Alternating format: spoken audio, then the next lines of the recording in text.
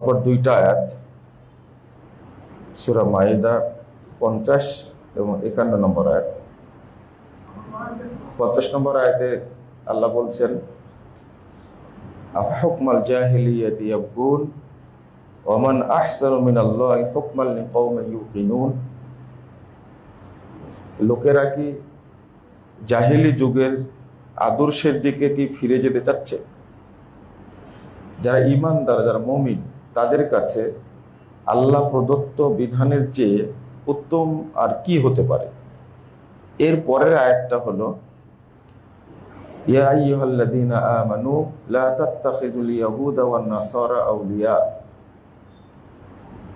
হে ঈমানদারগণ, তোমরা ইহুদি খ্রিস্টানদেরকে বন্ধু হিসাবে গ্রহণ করো না। একবার আপনি মনে করছেন যে ইহুদিরা ভালো, আবার মনে করছেন যে খ্রিস্টানরা ভালো।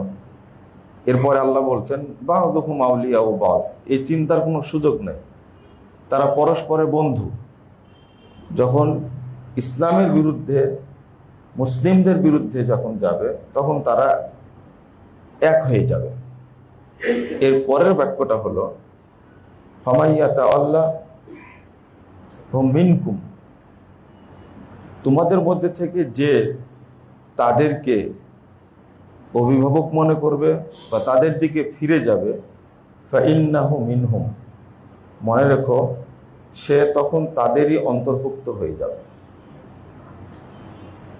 তাদের আদর্শকে যদি আমি আপনি গ্রহণ করে নিই, তাহলে আমি অটো তাদের অন্তর্ভুক্ত হয়ে যাব।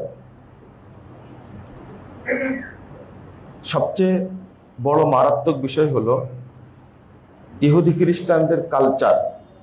যদি আমরা এটাকে আদর্শিক বিষয় বলি তাহলে ঠিক হবে না, আদর্শ ভিন্ন জিনিস।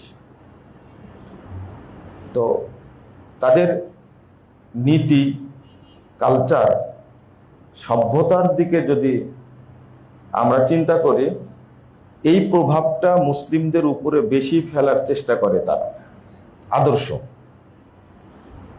এই জন্য রাসূল সাল্লাল্লাহু আলাইহি ওয়াসাল্লাম বলছেন, আবু দাউদের মধ্যে হাদিসটা এসেছে 4031 নম্বর হাদিস, মান তাশাব্বাহা বিকওমিন ফাহুয়া মিনহুম। যে অন্য কোন জাতির সাদৃশ্য অবলম্বন করবে, সে তাদেরই অন্তর্ভুক্ত হয়ে যাবে। আরেকটা হাদিস এসেছে তিরমিজির মধ্যে, রাসূল সাল্লাল্লাহু আলাইহি ওয়াসাল্লাম বলছেন, লাইসা মিন্না মান তাশাব্বাহা বিগায়রিনা। ওই ব্যক্তি আমাদের অন্তর্ভুক্ত নয়, আমার উম্মত নয়, যে মুসলিম ছাড়া অন্য কারো আদর্শের অনুসরণ করে। এরপরে খাস করে বলছেন, ওয়ালা তাশাব্বাহু বিল ইয়াহুদি ওয়ালান নাসারা। তোমরা ইহুদি খ্রিস্টানদের সাদৃশ্য অবলম্বন করো না। এখানে স্পষ্টভাবে বোঝাতে চাচ্ছেন আদর্শিক ভিতে যেন ইহুদি খ্রিস্টান সহ বিধর্মীদের কোনো কালচার আমাদের মধ্যে প্রবেশ না করে। কিন্তু রাসূল সাল্লাল্লাহু আলাইহি ওয়াসাল্লাম এটাও বলে গেছেন, 2641 নম্বর হাদিস তিরমিজির মধ্যে এসেছে যে লা ইয়াতিয়ান্না আলান নাস কামা আতা আলা বানি ইসরাঈল হাযওয়ান নাল বিন নাল হাত্তা ইন কানা মিনহুম মান আতা উম্মাহু আলানিয়া লাকানা ফি উম্মতি মান ইয়াসনাউ যালিক। রাসূল সাল্লাল্লাহু আলাইহি ওয়াসাল্লাম বলছেন যে আমার উম্মতের অবস্থা এমন হবে যে বিধর্মীরা যে জুতা যে পায়ে পরে, আমরাও সেই জুতা সেই পায়ে পরি, জুতাই কিন্তু মিল আছে। তো আমার উম্মতের মিলটা বিধর্মীদের সাথে এইরকম হয়ে যাবে, মানে জুতা যেমন পরি ঠিক তাদের সব আদর্শই আমার উম্মত গ্রহণ করবে। এর পরের কথাটা হলো হাত্তা ইন কানা মিনহুম মান আতা উম্মাহু আলানিয়া। এমনকি মিল হতে হতে হতে হতে যদি বিধর্মীদের কেউ তার মায়ের সঙ্গে জেনায় লিপ্ত হয়, লাকানা ফি উম্মতি মান ইয়াসনাউ যালিক, তাহলে আমার উম্মতের মধ্যেও এরকম কোন কুলাঙ্গার জন্ম নিবে, সেও মায়ের সাথে জেনায় লিপ্ত হবে। নাউযুবিল্লাহ। মানে উদাহরণ দিতে দিতে এই পর্যন্ত রাসূল সাল্লাল্লাহু আলাইহি ওয়াসাল্লাম আসলেন, মানে কোনো অমিল থাকবে না, কোনোই অমিল থাকবে না। মানে সর্বক্ষেত্রে তাদের আদর্শটা মুসলিমদের জন্য গ্রহণযোগ্য হবে। এবং বহু শিক্ষিত মানুষ আছে, দেখেন তারা 5 ওয়াক্ত নামাজ পড়ে, পাঞ্জাবি পড়ে, এবং জেনারেল শিক্ষিত মানুষ তারা অধিকাংশই দেখবেন যে তারা মুসলিম লেবাসধারী ভালো লাগে, কিন্তু তার অন্তরটা ইসলামের আদর্শের প্রতি এতটাই ঘৃণিত আর এতটাই অপছন্দ করে ভিতরে ভিতরে, যে মসজিদ মাদ্রাসা তার কাছে পছন্দ না, আলেম ওলামা তার কাছে পছন্দ না, কিন্তু অত্যন্ত ভদ্র, কিন্তু তার অন্তরটা খুবই খারাপ। আপনি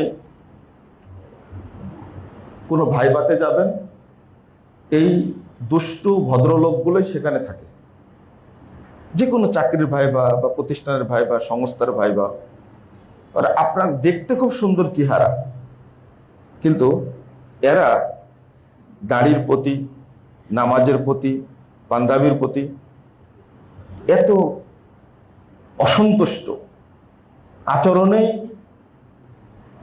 মানে ফুটে ওঠে, কথাই ফুটে ওঠে।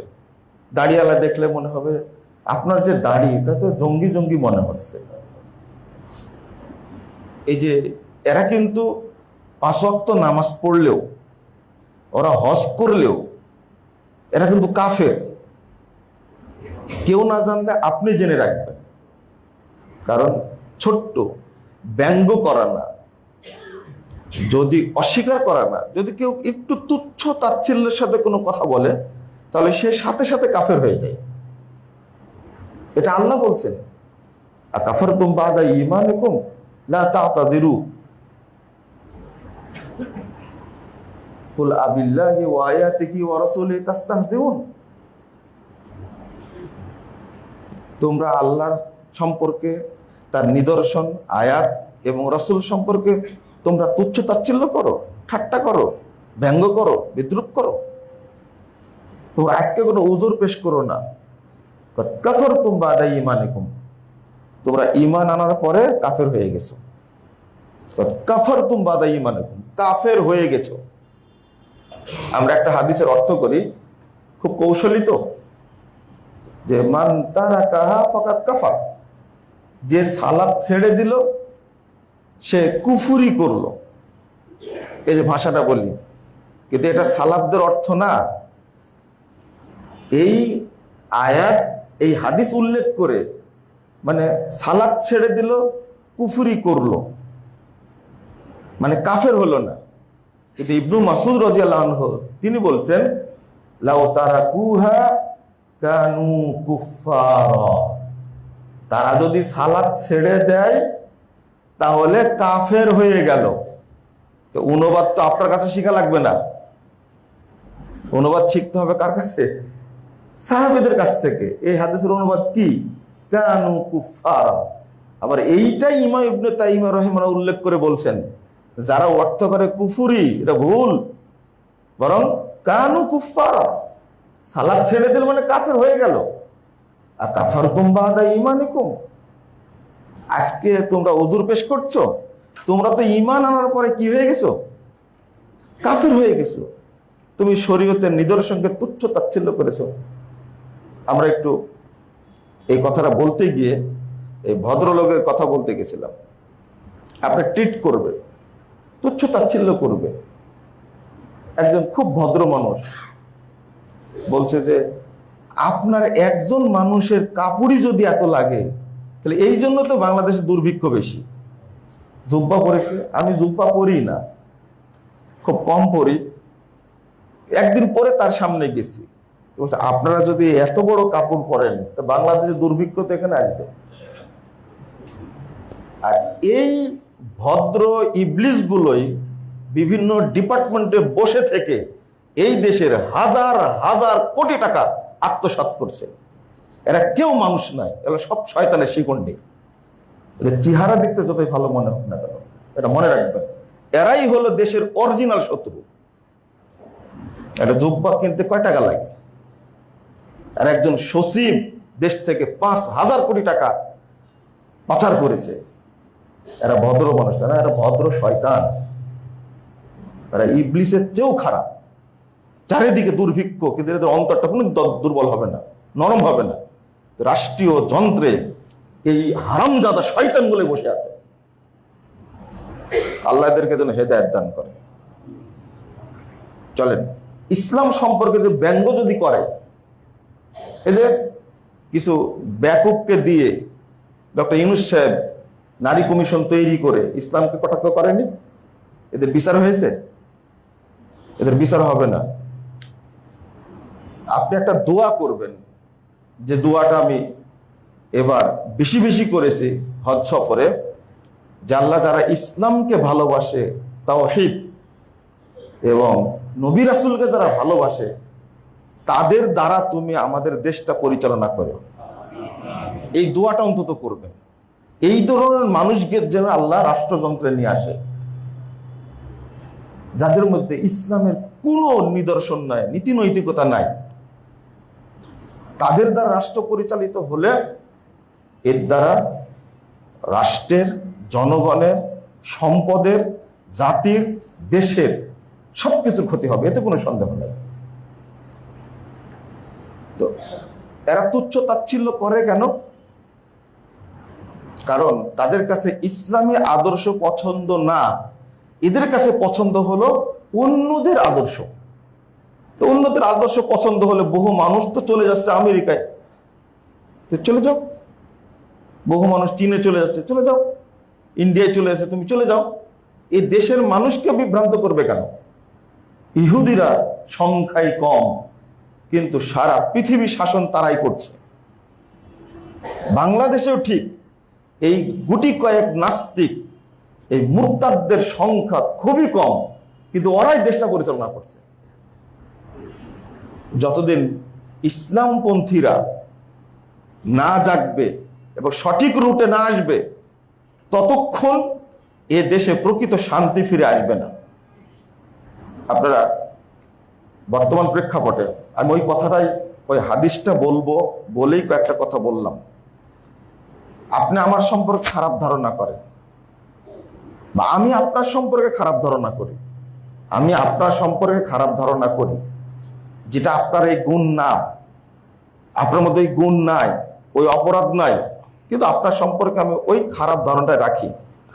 তাহলে কিয়ামতের মাঠে কিন্তু আপনাকে আমাকে মুখোমুখি করবেন কে? আল্লাহ। প্রত্যেককেই সামনে দাঁড়াতে হবে। তো তখন তো আপনার কাছে প্রমাণ সহ আল্লাহ উপস্থাপন করবেন। রাসূল সাল্লাল্লাহু আলাইহি ওয়াসাল্লাম বলছেন, 4242 নম্বর হাদিস, না সরি 4229 নম্বর হাদিস, 30 নম্বর হাদিস। রাসূল সাল্লাল্লাহু আলাইহি ওয়াসাল্লাম বলছেন, ইন্নামা ইউবআসুন নাস আলা নিয়াতিহিম। যার মধ্যে যে নিয়াত ছিল, কিয়ামতের দিন ওই ব্যক্তি ওই নিয়াতের উপরেই উঠবে। ইউহশারুন নাস, মানুষকে জমা করা হবে কিয়ামতের মাঠে আলা নিয়াতিহিম। আজকে যদি আপনার মধ্যে ইহুদি খ্রিস্টানদের প্রতি মহব্বত থেকে থাকে, মারা যাওয়ার পরে ওটা প্রমাণ করে দেবেন আল্লাহ। ইসলামের প্রতি তোমার মহব্বত ছিল না, ছিল কার প্রতি?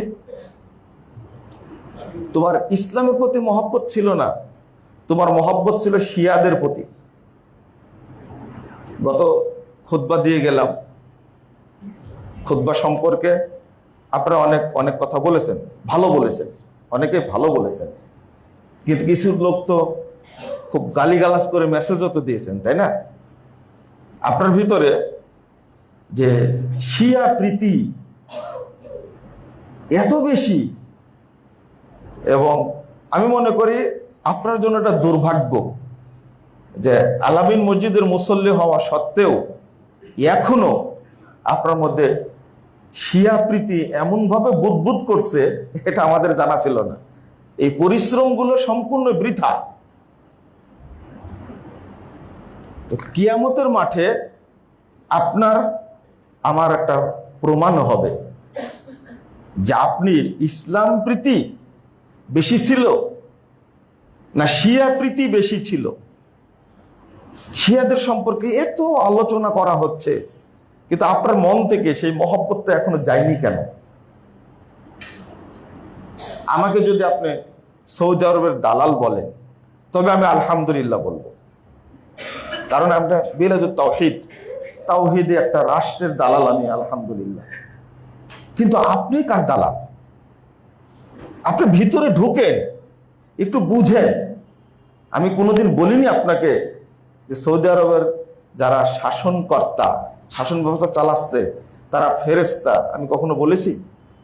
তাদেরকে দোষ ত্রুটি নাই? এইটা আমি কোনোদিন বলিনি যে তারা নির্দোষ, নিষ্পাপ, মাসুম, তাদের কোনো দোষ নাই।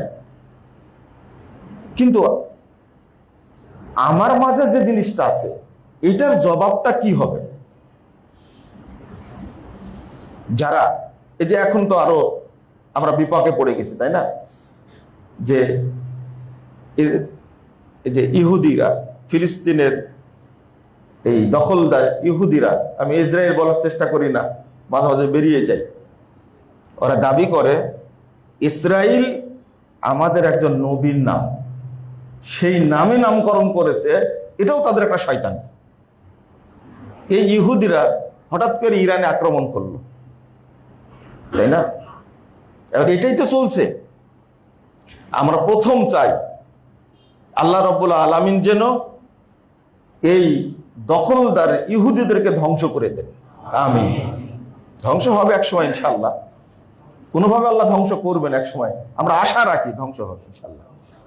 কিন্তু তার সাথে সাথে ইরান এমন একটা জায়গায়, মধ্যপ্রাচ্যে এমন একটা জায়গা আছে, তার কৌশলগুলো আপনাকে ভুলে গেলে হবে না, এই কৌশলও খেয়াল রাখতে হবে। পাশাপাশি ইরানের যারা সাথী, তাদের ব্যাপারেও আপনাকে খোঁজ রাখতে হবে। যেমন আজকের অবস্থান, তুরস্কের কি অবস্থান আজকে আপনি একটু বিশ্লেষণ করেন। আজকে তালেবানের কি অবস্থান? আবার মিডিয়ার উপরে আমরা সব বিশ্বাস করি, তাই না? দেখেন একটা পত্রিকা, আমরা কয়েকদিন থেকে খেয়াল করছি, একটা পত্রিকা এতটাই এটাকে বেশি বেশি প্রমোট করছে, অথচ সারা বছর মুসলিম বিশ্ব সম্পর্কে, ইরান সম্পর্কে, ফিলিস্তিন সম্পর্কে কোনো কথা লেখেনি। মানে একটা মানুষ যতবার ওই পত্রিকা পড়বে ততবার তারই তো লাভ, অ্যাড আসছে।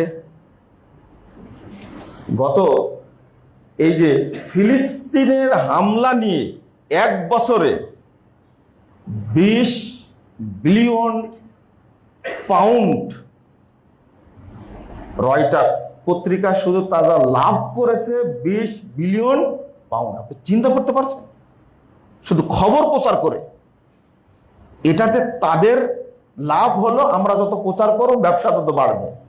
আমাদের দেশের পত্রিকাগুলো কিন্তু এই লোভটা তারা নিয়ন্ত্রণ করতে পারেন, তারা বলগাহীনভাবে প্রচার করছে। যত প্রচার করা যাবে তাদের জন্য তত লাভ হবে। কিন্তু সত্য ঘটনা কি হচ্ছে এটা আল্লাহ ছাড়া কেউ জানেন না। তখন আমরা ছোট ছিলাম, সাদ্দাম যখন আক্রমণ করেন কুয়েতে, তখন তো আমরা সংবাদ শুনেছি বেশি বেশি, এই সাদ্দাম জয়লাভ করলো, এই 2 দিন পরেই হয়তো বা সংবাদ আসবে আমেরিকা পালিয়ে গেছে। এই যে আপনাদের আমাদের চিন্তা, এই চিন্তার সাথে বাস্তবতার কোনো মিল ছিল? পরে সাদ্দামের অবস্থার সাথে কি করলো? পরবর্তীতে এসে সাদ্দামকে মারলো কারা? এইগুলো আমরা কেউ বিশ্লেষণ করি না, শুধু পরস্পরকে দোষারোপ করে থাকি। না, দোষারোপ করবেন না, আগে জানার চেষ্টা করুন। এই অনুরোধটা থাকবে আপনাদের প্রতি, আগে জানার চেষ্টা করুন। তবে ইমানের ক্ষেত্রে খুব জরুরি যেটা, সেটা হলো, যদি প্রশ্ন করি এখন আপনাদেরকে, ইউক্রেন এবং রাশিয়া যুদ্ধ হচ্ছে, আপনি কার পক্ষে?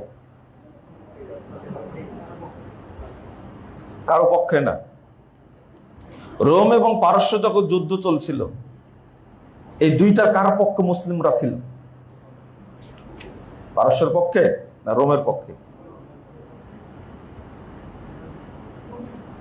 দুইটাই কি মুসলিম রাষ্ট্র ছিল? অঞ্চল কি মুসলিম অঞ্চল ছিল? না। এখন এখানে একটা সূত্র উল্লেখ করেন, সেটা হলো, এই বিশ্বে মুসলিমদের সবচেয়ে বেশি ক্ষতি করছে কে? আমেরিকা। আমেরিকা না? আমেরিকাকে যে শাস্তা করতে পারবে, আমি তার পক্ষে আছি। যদি বলেন তাহলে ভুল হবে। আমেরিকা কখনো রাশিয়ার বিপক্ষে যাবে না। আপনি শুধু এই উদাহরণটা আপনি মনে রাখবেন শুধু। এবং রাশিয়া আর আমেরিকা দুইটা যে লেগে যায়, ইউক্রেনের সাথে আপনার ইউরোপ আছে, আমেরিকা আছে, তারা চেষ্টা চালাচ্ছে। রাশিয়াকেও কিন্তু ভালো রাখেনি। আপনারা জানছেন যে 10 লক্ষ সেনাকে হারিয়েছে রাশিয়া। তো পরবর্তী পদক্ষেপ কি হবে? কিন্তু মনে মনে সবাই চান যে আগে আমেরিকা বিচ্ছিন্ন হোক, বিভক্ত হোক। চান না এটা? এটা হলো ট্রাম্পের উপহার।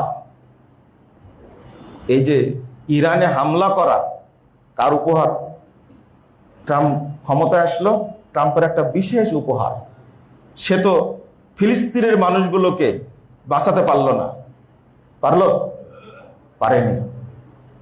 অস্ত্র বিক্রির খুব সুন্দর একটা পথ হলো এই একজন আরেকজনের সাথে যুদ্ধ লাগানো।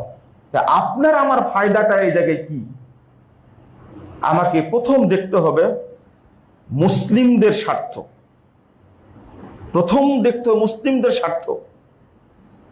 এখানে আমরা একটু ভাগ করে ফেলবো ইনশাআল্লাহ। 1 নম্বর ভাগ করব, আমরা ইহুদিদের সাথে আদর্শিক কোনো সম্পর্ক রাখবো না।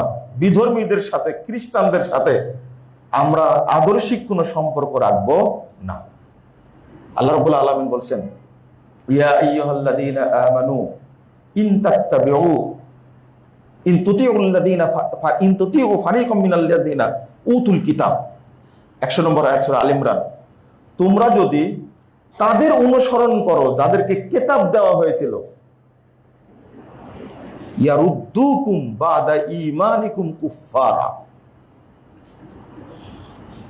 তারা তোমাদেরকে ঈমান আনার পরে তারা তোমাদেরকে কাফের বানায় দিবে। তাহলে আপনি রাজনৈতিকভাবে বা এই যে পররাষ্ট্র নীতির ক্ষেত্রে ততক্ষণ কাফের হবেন না যতক্ষণ তাদের সাথে আপনি যুদ্ধে সম্পদের দিক থেকে সহযোগিতা না করবেন। কিন্তু ইয়ারুদ্দুকুম বাদা ঈমানিকুম কাফিরিন, ইহুদি খ্রিস্টানরা চায় মূলত ঈমান ধ্বংস করে মুসলিমদেরকে কাফের বানাতে। এটা আল্লাহ বলে দিচ্ছেন।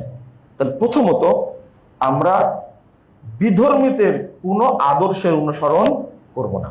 1 নম্বর, কোনো আদর্শ অনুসরণ করব না। দেখেন মুহাম্মদ রাসূলুল্লাহ সাল্লাল্লাহু আলাইহি ওয়াসাল্লাম কত বিরোধী ছিলেন তাদের। যখন জানতে পেলেন মদিনায় আসার পরে যে এই মানে 10ই মুহররম ইহুদিরাও সিয়াম রাখে, যখন জানতে পারলেন তখন রাসূল সাল্লাল্লাহু আলাইহি ওয়াসাল্লাম বলে দিলেন যে আগামী বছর থেকে 9-10 রাখবো, তা ওদের সাথে মিল রেখে করব না। মাওকুফ সূত্রে একটা হাদিস আসছে, ইবনে আব্বাস রাদিয়াল্লাহু আনহু বলছেন যে 10-11 যে কোনো একটা রাখেন আপনি, কিন্তু শুধু 10 রাখলে সিয়াম, কিন্তু সিয়াম একটা ইবাদত, তারা 10 তারিখে রাখে বলে আমরা রাখবো না। আমরা 9-10 রাখবো অথবা কি 10-11 রাখবো, তা ওদের সাথে মিল রাখবো না। রাসূলুল্লাহ সাল্লাল্লাহু আলাইহি সাল্লাম জানতে পারলেন যে ইহুদিরা খ্রিস্টানরা দাড়িতে, সাদা দাড়িতে রং দেয় না। তখন স্পষ্ট ঘোষণা করলেন যে তোমরা দাড়িতে কি দাও? সাদা দাড়িতে রং করে মেহেদি দিয়ে কি করো? পরিবর্তন করে দাও। কিন্তু ওদের সাথে মিল রেখে দাড়ি রেখো না। জানতে পেলেন যে ওরা দাড়ি কাটে আর মুছ রাখে, গোফ রেখে দেয়, বড় করে। রাসূল সাল্লাল্লাহু আলাইহি সাল্লাম বললেন যে না, তোমরা দাড়ি লম্বা করো আর গোফ ছোট করো। কত দলিল নিবেন? রাসূল সাল্লাল্লাহু আলাইহি সাল্লাম মদিনায় এসে দেখলেন যে এরাও তো দেখছি 2 দিন কি করে, আনন্দ করে। রাসূল সাল্লাল্লাহু আলাইহি ঘোষণা করে দিলেন, কদ আবদালাকুমুল্লাহ, আল্লাহ তোমাদের জন্য এই 2 দিনের পরিবর্তে উত্তম 2টা দিন পরিবর্তন করে দিয়েছেন। একটা হলো ইয়ামুল আজহা আর একটা ইয়ামুল ফিতর। ওটা ছিল খেলাধুলার, নেকির উদ্দেশ্যে গিয়েছিল না। অতএব এখন তোমরা ওটা ইবাদতের মাধ্যমে কি করো, তাকবীর বলো, সালাত আদায় করো, পরস্পরের সাথে দেখা হলে তোমরা কৌশল বিনিময় করো, সবগুলো যেন হয় কি ইবাদত। তাকাব্বালাল্লাহু মিন্না ওয়া মিনকুম। এই যে প্রতিটি ক্ষেত্রেই রাসূল সাল্লাল্লাহু আলাইহি সাল্লাম তাদের বিরোধিতা করেছেন, আর তারই উম্মত হিসাবে আমরা কোনো ক্ষেত্রে তাদের বিরোধিতা করছি না। সব ক্ষেত্রেই মিল রাখছি, সব ক্ষেত্রে মিল রাখছি। এমনকি আপনি চুলটা যে কাটান, তবুও কি ইসলামকে অনুসরণ করেন? না, অনুসরণ করেন না। সাধারণ চুল কাটার কথা বললাম। আপনি সালাম বিনিময় করতে যান, বাড়ি থেকে বের হতে চান, তখন কি মুহাম্মদুর রাসূলুল্লাহ সাল্লাল্লাহু আলাইহি ওয়াসাল্লামের অনুসরণ আমরা করি? এখন সবাই বাম হাত দিয়ে টাটা বাই বাই, এটাও বাচ্চাকে শিখিয়ে দিছি। অথচ এখানে কি বলার দরকার ছিল এটা শিখাই না কিন্তু। এবং ফোন ধরলে কি বলছি, হ্যালো হ্যালো হ্যালো, যতক্ষণ না শুনতে পারবে ততক্ষণ কি বলবে। আর আপনারা আবার বলেন যে হ্যালো তো কুকুরকে ডাকে। আপনি সালাম দিবেন, সে সালামের উত্তর দিবে, কিন্তু আমাকে সবই তাদের অনুসরণ করতে হবে। আর যদি আর একটা দিক বলি, যে পুরুষের পোশাক যেটা এখন জাতীয় পোশাক হিসাবে নিয়ে নিয়েছি, তাদের পোশাক যেটা জাতীয় পোশাক যদি কোনো জাতির হয়, তাহলে সেটা মুসলমানদের অনুসরণ করা কি হারাম, চলবে না। আর আমাদের মা বোনরা যেটা নিয়েছে সেটা কি, আরো ভিতরে ঢুকেন, আপনি 31st নাইট উদযাপন করছেন, কিসের উদ্দেশ্যে? ওখানে গিয়ে কি করছেন? সবগুলো শিরকের আড্ডা। আপনার ঈমান হরণ ওই জায়গায় হচ্ছে। জন্মদিবস পালন করছেন, মৃত্যু দিবস পালন করছেন, এটা কি উদ্দেশ্য? উদ্দেশ্যটা কি এই জায়গায়? এটাতে সবকিছুই হলো ঈমান নষ্ট করার জন্য। ঘটা করে 14ই ফেব্রুয়ারি উদযাপন করছেন, ঘটা করে পহেলা বৈশাখ উদযাপন করছেন, ঘটা করে আপনি উদযাপন করছেন পহেলা ফাল্গুন।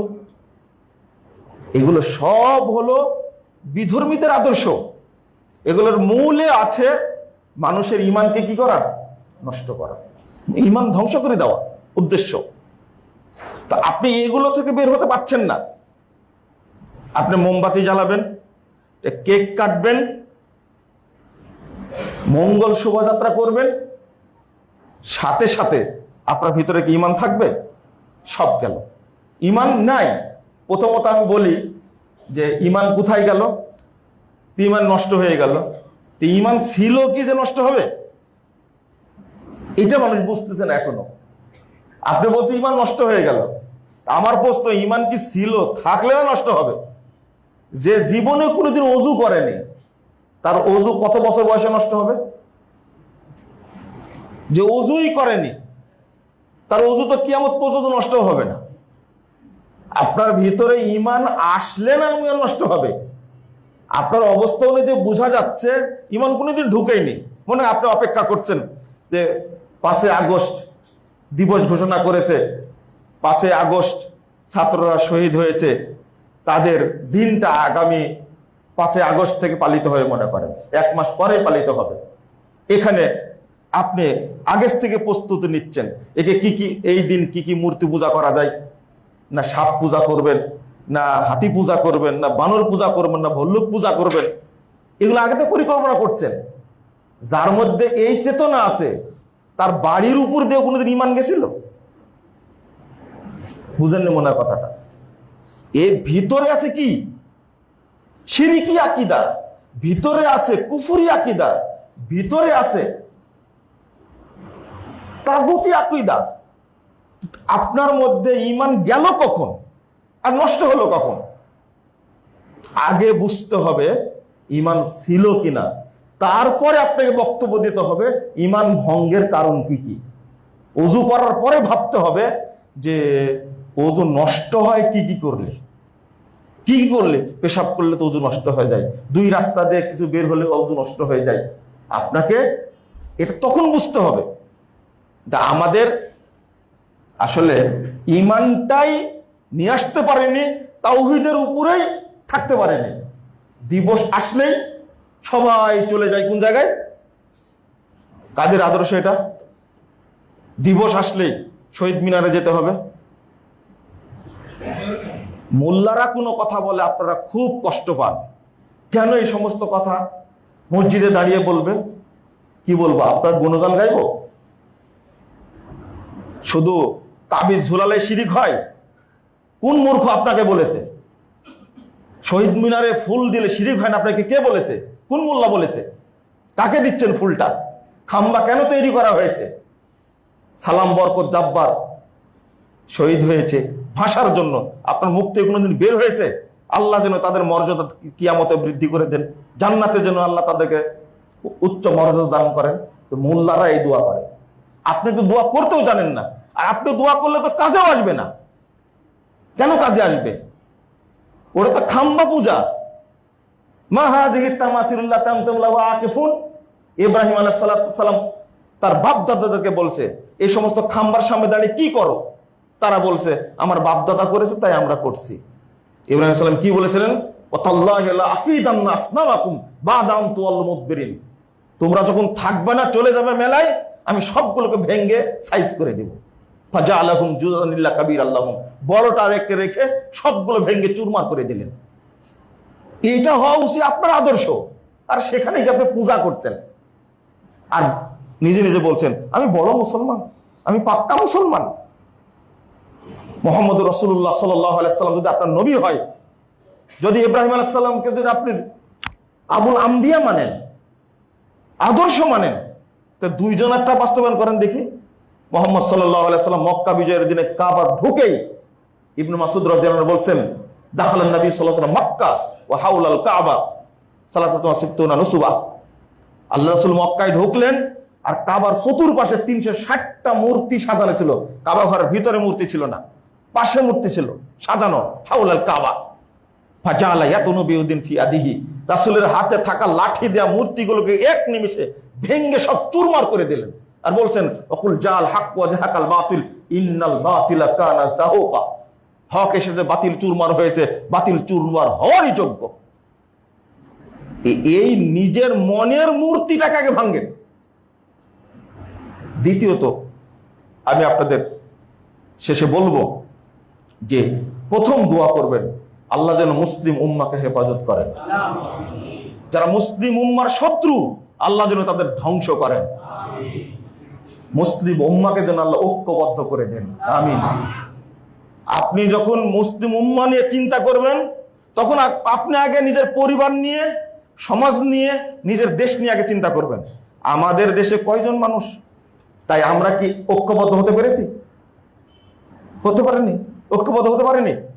এই যে মুসলিম দলগুলো এক হবে, এক দলকে ফাঁসি দেয় আর এক দল চুপচাপ পান চাবায় বসে বসে। কত সুন্দর কথা! এক দলকে ফাঁসি দেয় আর এক দল টঙ্গীর মাঠে কত সুন্দর ওয়াজ করে, তাই না? আপনি নিজেই শোক পালন করতে পারেন না, নিজে ইন্নালিল্লাহ করতে পারেন না, তা আপনি মুসলিম বিশ্ব নিয়ে চিন্তা করছেন কোন লজ্জায়? আপনি কতটুকু ঐক্যের মধ্যে আছেন? আল্লাহ বললেন ওয়াতাসিমু বিহাবলিল্লাহি জামিআও ওয়া লা তাফাররাকু। আমরা এর অনুবাদ করি যে তোমরা আল্লাহর রজ্জুকে শক্ত করে কি করো? আঁকড়ে ধরো, শক্ত করে আঁকড়ে ধরো। আমরা বলি কথাটা, কিন্তু এই আয়াতের অর্থ আল্লাহ রজ্জু, এই আয়াতের অর্থ করছেন উসমান রাদিয়াল্লাহু আনহু ইলজামু জামাআতাকুম লা তাসিরু আহজাবা। তোমাদের ঐক্যকে শক্ত করে ধরে রাখো, তোমরা দলে দলে বিভক্ত হয়েও না। আমরা এই আয়াতেরই খেলাপ করছি। আমাদের দেশে ইসরায়েল হামলা করে না, আমাদের দেশে পাকিস্তান হামলা করে না, আমরা তো ভালো আছি। ভারত আমাদেরকে চেপে ধরেছে, কিন্তু হামলা তো করেনি। এই সুখ স্বাচ্ছন্দ্য, এই অবস্থায় আমরা পরস্পরের ভাই ভাই এক হতে পারি না কেন? একদল ফতোয়া দিচ্ছে আহলে হাদিস মসজিদ যত আছে সবগুলো ভেঙে দাও, ডাইরেক্ট ফতোয়া দিচ্ছে এরা হলো কাফের, এরা হলো মুশরিক। কত সুন্দর ফতোয়া দেখেন। আপনি ভাবতে পারেন মুশরিক কাফের বলে ফতোয়া দিচ্ছে স্পষ্ট ভাষায়, এবং মসজিদ ভেঙে দিতে হবে। মরহুম হাসেনা যতদিন ছিল ততদিন এ ছিল না, যখন চলে গেছে তখনই শুরু হয়ে গেছে আবার এখন বদনাম করছে এরাই। আমরা স্বাধীন হলাম, 5 আগস্ট স্বাধীন হয়েছে, 36শে জুলাই স্বাধীন হওয়ার পরে যতগুলো ইসলামী প্রোগ্রাম বন্ধ হয়েছে। বন্ধ হলো কেন? আর বন্ধ করলো কারা? এই ইসলামপন্থী টুপিওয়ালারাই। এজন্য বলছি যে মানে আপনি চিন্তা করতে পারবেন না যে আমাদের টুপিওয়ালাদের মধ্যে কত রকমের গ্রুপিং, কত রকমের ষড়যন্ত্র। একজন আরেকজনকে দেখতে পারে না। জামাত এক গ্রুপ, হেফাজত এক গ্রুপ, চরমনায় এক গ্রুপ, তবলিগ এক গ্রুপ। আপনি কতটা গ্রুপ নেবেন? আপনি এখন স্বপ্ন দেখা হচ্ছে মামুনুল হক সাহেব এক গ্রুপ, স্বপ্ন দেখা হচ্ছে সব ভোট এক বাক্সে পড়বে টুপিওয়ালা। এই স্বপ্ন কোনদিন বাস্তবের না হলে এরকমই থাকবে। দাঁড়ায় দেখেন ভোটে দাঁড়ায় দেখেন অবস্থাটা কোন দিকে যায়। হেফাজতের আমির দাওয়াত দিলেন চরমনের আমিরকে, আসছেন প্রোগ্রামে, পরের দিন বিশাল সুন্দর লিফলেট দিয়ে দিলেন যে না, চরমনের পীর সাহেবের প্রোগ্রাম আছে অন্যত্র, তিনি উপস্থিত থাকতে পারবেন না। হয়েছে উক্ত। হেফাজতের আমির বলে দিলেন যে জামাত ইসলাম কোন ইসলামী দল নয়, এরা মওদুদের আদর্শ কায়েম করতে চান, ঐক্যবদ্ধ হবেন। আমি বলি আহলে হাদিসদেরকে খোঁচায়েন না, এদের দ্বারা কিছু হবে না। আপনি হেফাজত, জামাত, তবলিগ, চরমুনাই আর এই যে খেলাফত আন্দোলন সব এখন আগে নিজেরাই এক হতে পারছেন না, আর পিছন থেকে গালি দিচ্ছেন সৌদি আরবকে, তাই না? কি করছে? লা হাওলা ওয়ালা কুওয়াতা ইল্লা বিল্লাহ। ইরানকে ভালোবাসেন, ভালো কথা। আমি আপনাদের শেষ কথা বলি, এই ইতিহাসটা জেনে নেবেন। ইরানে ক্ষমতায় ছিল কারা? খমিনি এলাকার মানুষ, আয়াতুল্লাহ রুহুল্লাহ। সে এসে 1959 সালে এসে 79 সালে এসে ক্ষমতায় আসলেন, ভালো কথা। কিন্তু ইরাকের পারমাণবিক কর্মসূচিকে ধ্বংস করলো কে? 1980 সালে 30শে সেপ্টেম্বর হামলা করেছিল ইরানি প্রথম ইরাককে ধ্বংস করেছে ইসরায়েলের মাধ্যমে 81 সালের 12ই মার্চ হামলা করে পুরো কর্মসূচিকে ধ্বংস করে দিল। এই 1 বছরের মধ্যে ইরাকের সমস্ত কর্মসূচি হাতে দিয়েছে এই ইরান, তুলে দিয়েছিল ইসরায়েলের হাতে। যখন ফিলিস্তিনে আসন গেড়ে বসলো, ইরান একটা প্রতিষ্ঠিত পারস্য যার নাম ছিল, তার সবকিছু ছিল, তো সেই সময় এই ইরান ইসরায়েলকে সহযোগিতা দিয়ে ইরানে তাদেরকে বসার সুযোগ করে দিয়েছে। আজকে বাগদাদ ধ্বংস করেছে, আফগানিস্তান ধ্বংস করেছে, ইয়ামান ধ্বংস করেছে, সিরিয়া ধ্বংস করেছে। কার মাধ্যমে? এই ইসরায়েলের মাধ্যমে ধ্বংস করেছে, ইরানের সহযোগিতায়। ইরানই ধ্বংস করেছে। ইসরায়েল এখন স্বাধীন হয়ে গেছে। এরা এখন যাকে দিয়ে সবকিছু করাইছে, বাগদাদের কোনো শক্তি নাই, আফগানিস্তানের কোনো শক্তি নাই, এখন ইয়ামানের কোনো শক্তি নাই। এখন আপনার চলে যান আব্বাসীয় খেলাফত ধ্বংসের ইতিহাস দেখেন, এই শিয়াদের কারণেই ধ্বংস হয়েছে। তারপরে আপনার ফাতিমীয় খেলাফত ধ্বংস হয়েছে, উসমানীয় খেলাফত ধ্বংস হয়েছে। সবগুলোর পিছনে আছে এই ইরানের শিয়ারা। এদিকে না নাই বললাম, কিন্তু আপনার মা আয়েশা রাদিয়াল্লাহু আনহাকে তারা এখনো বলে যে জেনাকারিনী মহিলা। আপনার একটু কষ্ট হয় না? তার রাসূল সাল্লাল্লাহু আলাইহি ওয়াসাল্লামের সকল স্ত্রীকে তাদের উপর অপবাদ দেয়, এখনো স্লোগান দেয়, আয়েশা ফিন্নার, আয়েশা ফিন্নার, আয়েশা ফিন্নার, নাউযুবিল্লাহ, আস্তাগফিরুল্লাহ। ইরানের গুরু সে আলীর নামে যুদ্ধ শুরু করেছে। এই যুদ্ধে জয়লাভ করার কোনো সম্ভাবনা আছে? যদি আপনি এটা বলেন যে মুজাফফরের ভুল ধরলো কেন, ভুল ধরলো কেন? 1.5 কোটি মানুষকে ইরান হত্যা করে, সুন্নিদেরকে। আপনি কোথায় যাবেন? সব দেশ ধ্বংস করেছে ইরান। আপনি ইতিহাস ভুলে গেলে আমি মনে করি আপনি একটা মুনাফিক। ইয়ামানের যে অবস্থাটা তৈরি করেছে, ইয়ামান আর সৌদি আরব কাছাকাছি না? রুকনে ইয়ামানির ইতিহাস বুঝেন তো? আল্লাহ রাসূল সাল্লাল্লাহু আলাইহি সাল্লাম রুকনে ইয়ামানি বললেন কেন? কাবার সাথে ইয়ামানকে সম্পৃক্ত করেছেন, এবং রাসূল সাল্লাল্লাহু আলাইহি সাল্লাম সবচেয়ে বেশি দোয়া করেছেন ইয়ামানের জন্য এবং সিরিয়ার জন্য। আর এই দুইটা দেশ দখল করার জন্য ইরান সবচেয়ে বেশি কষ্ট করেছে। আমি বলেছি যে যাই বলুন, জেনে বলার চেষ্টা করুন। আজকে আপনারা বাংলাদেশ থেকে আবেদন জানাচ্ছেন, ওই যে একটা ইউটিউবার আছে, চ্যানেল আছে, কি নাম ওর নাম, সাগর, ওর জন্য সাগর, ফেরাউনের সাগর অপেক্ষা করছে। বলছে যে মক্কা এবং মদিনাকে সৌদি আরব থেকে মুক্ত করতে হবে। এই পরিকল্পনা কার? এটা শিয়াদের পরিকল্পনা না এটা? অথচ কত বাংলাদেশের কত মানুষ তাকে ভালোবাসে, ভালো খবর প্রদান করে, ভিতরে ভিতরে সবাই আসল জায়গায় গিয়ে গালি দেয়। এটা বুঝবেন না, নামগুলো বললে আপনার মনে কষ্ট পাবেন। আমরা তো পেপার পত্রিকা পড়ি, আমাদের কাছে নিউজগুলো আসে, তবে এই স্বপ্ন কোনোদিনও বাস্তবায়ন হবে না ইনশাআল্লাহ। আল্লাহ যাদেরকে দিয়ে হারামান পরিচালনা করবেন তাদেরকে আল্লাহ রক্ষা করবেন, যারা হারামাইনের বিরোধিতা করবে আল্লাহ তাদেরকে ধ্বংস করবেন, এতে কোনো সন্দেহ নাই ইনশাআল্লাহ। ইনশাআল্লাহ আপনাদের মনে অন্তত এতটুকু ঈমান আনা উচিত, এতটুকু ঈমান আনা উচিত যে আল্লাহ তুমি মুসলিম বিশ্বকে হেফাজত করো, যারা এদের শত্রু তাদেরকে তুমি কি করো, ধ্বংস করে দাও। কিন্তু আবেগী হবেন না, দয়া করে আবেগী হয়ে আপনি কখনো কোন নবীর প্রতি আবু বকর এবং ওমর রাদিয়াল্লাহু আনহুকে, এই দুইজনকে তারা হামান এবং ফেরাউনের সাথে তুলনা করে। আপনি এটাকে কিভাবে মেনে নেবেন? আপনি বলবেন যে দোষগুলো ধরছেন কেন? আমি তো আগে বলেছি যে ইরান যে মানসিকতা পোষণ করে, সব রাষ্ট্রকে ধ্বংস করেছে। এখন ধ্বংস করার জন্য দুইটা রাষ্ট্র আছে শুধু, একটা হলো সৌদি আরব, 1 নম্বর টার্গেট, আর 2 নম্বর কোনটা? দেখেন এই যুদ্ধে কি অবস্থাটা হয়, আল্লাহই ভালো জানে। তবে দোয়া করি আল্লাহ যেন বিলাদুল হারামাইন, এই হারামাইনের দেশকে যেন আল্লাহ হেফাজত করেন। কোন কৌশলে আগাচ্ছে আল্লাহই ভালো জানে, আপনাকেও দোয়া করে লাগবে। আজকে এবার হজ্জে 16 লক্ষ হাজি প্রায় হজ করেছে, আলহামদুলিল্লাহ। এই হজ্জে গরমে একজন লোক এবার মারা যায়, আলহামদুলিল্লাহ আলহামদুলিল্লাহ। গতবার মারা গেছিল কতজন? 1300 হাজি মারা গেছিল, 1300 হাজি।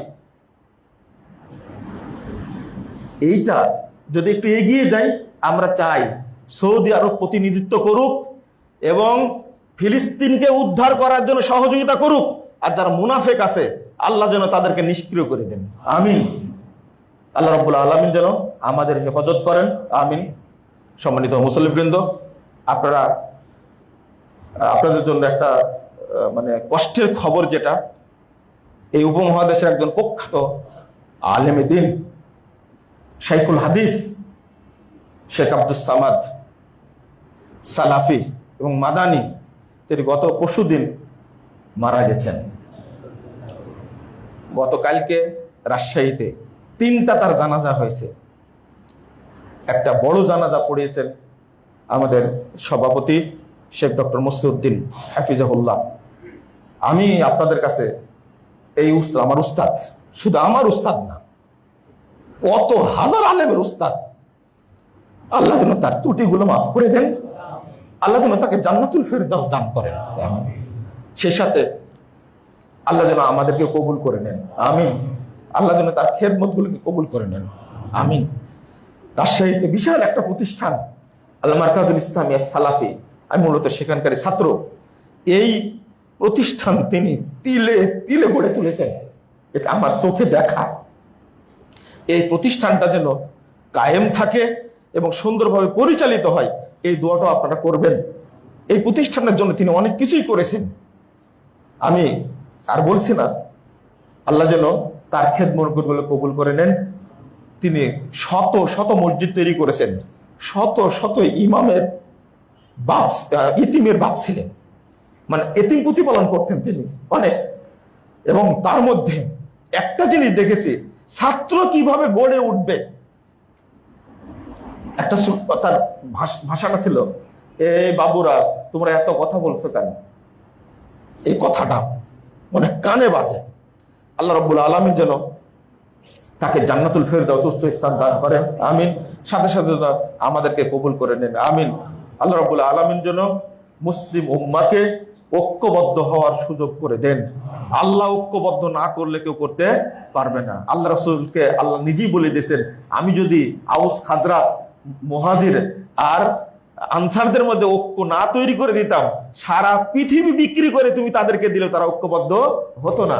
এই জন্য আল্লাহর কাছে বলি, আল্লাহ অমুসলিমদের বিরুদ্ধে, ইহুদিদের বিরুদ্ধে, খ্রিস্টানদের বিরুদ্ধে তুমি মুসলিম উম্মাহকে ঐক্যবদ্ধ করে দাও। আল্লাহ তুমি আকীদা এবং মানহাজের বিজয় দান করো, আমিন। আল্লাহ তুমি সালাফদের আদর্শকে বিজয় দান করো, আমিন। বারাকাল্লাহু ফিকুম ওয়া জাযাকুমুল্লাহু খাইরান। আকুলু কওলি হাযা আস্তাগফিরুল্লাহ ওয়া লাকুম ওয়া লিসাইরিল মুসলিমিন।